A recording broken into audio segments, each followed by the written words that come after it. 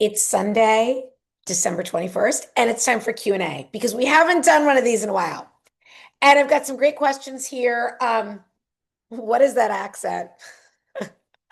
How do I stay in good spirits when things are rough? We're going to talk about that because that's been coming up a lot lately.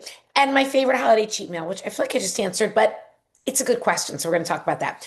And if you're seeing me for the first time, I'm so glad you're here. Hi there. I'm Elizabeth from Happy, Healthy, and Hot. I'm a double certified health and weight loss coach, author, content creator, and three-time finalist in the Maximum Cover Girl competition in my 50s, competing with women mostly in their 20s and 30s because it's time to tell a new story about aging. Women of all ages deserve to be seen. So I believe you can love your body and your life at any age. This is 59, no filters. And I have so many resources here for you right on my page. I have not been on YouTube that long, but there's a lot of content here for you. But I have been on social media, mostly Instagram and Facebook, for 10 years, sharing my nutrition, fitness, and mindset tips. So my accent is Philly. People often guess, they're like, where are you from? Like, I'm trying to place it. And someone recently said New Jersey, New York. I was like, no, it's Philly. So I grew up in the mainline area outside of like Western Philly suburbs. And even though I no longer live there I come from the land of hoagies, Wawa, and water ice. Yeah, what I try to say water instead of water, but there's only so much you can do.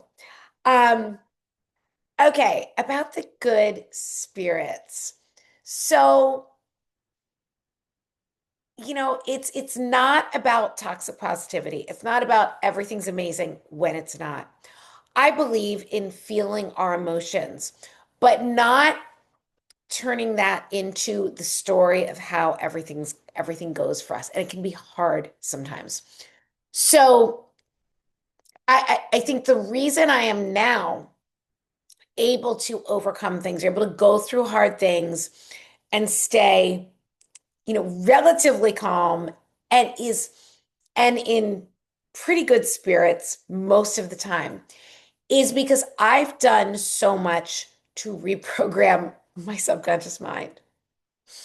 And, I use positive affirmations. I'm always looking for the silver lining. I truly believe that everything is working out for me. And since I'm telling myself this all the time and then always looking for evidence that this is the case, even when tough things happen, like when I was just robbed, which tomorrow marks exactly 4 weeks. My car was vandalized, broken into. Somebody threw a rock through the window, stole my Neverfull, that had all of my ID, credit cards, driver's license, passport, canceled all the cards.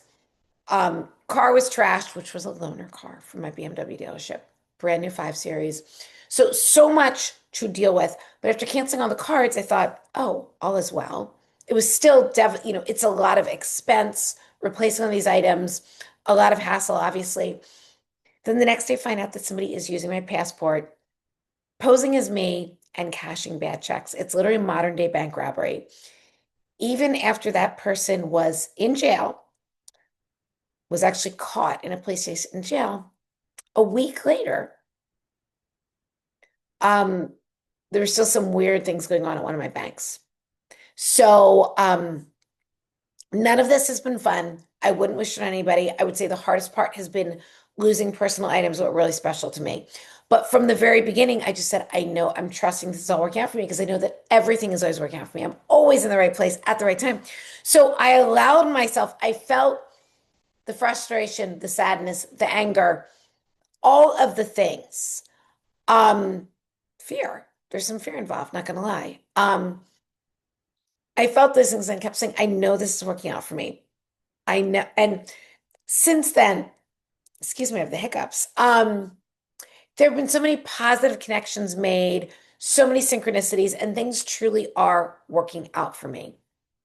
So, and I'm not going to share all of the details here because I'm keeping parts of this personal. Um, but it's an ongoing thing.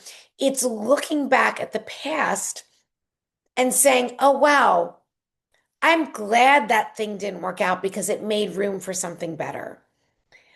So, and it's radical responsibility, looking at things and saying, taking away the blame and saying, wow, I see the part that I played in that past situation. And and it's also learning how even when things are tough, we still show up and take care of ourselves, to get the steps and prioritize protein, get outside, natural light, all of those things. So while all this situation is going on last month, like I haven't drowned my sorrows in food, comfort food, or shopping, or yes, I did go shopping recently because I did get to purchase something, but I mean, I wasn't drowning my sorrows in food or like opening up a bottle of wine and crying every night. I was still doing all the things that I do to take care of myself. And doing that and showing up for yourself every day is very gratifying. It boosts your confidence, all of these things. Um, Favorite holiday cheat meal. I get questions about cheat meals all the time. Like, first of all, I'm gonna say I don't cheat on myself, and I don't like the word cheat meal. I don't cheat on tests. I don't cheat in relationships. And our most important relationship is with ourselves.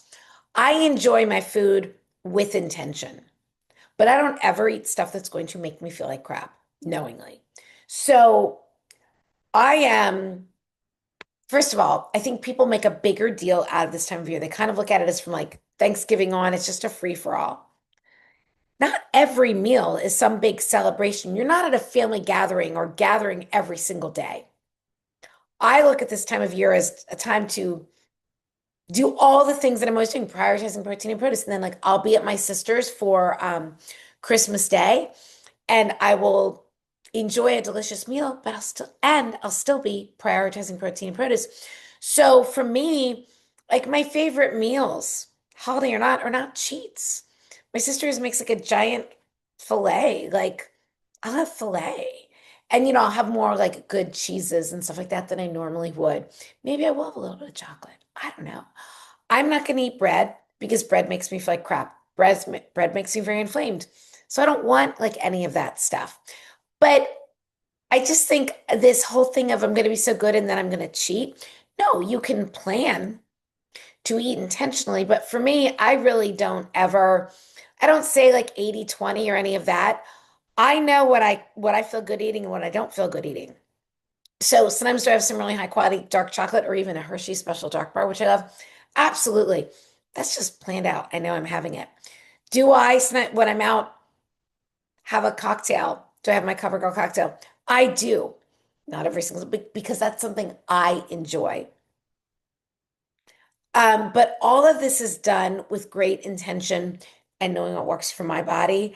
And I'm never like, oh, just screw it. I'll start tomorrow or whatever. I'll wait, I'll wait, start Monday, start January. No, I want to feel amazing every single day.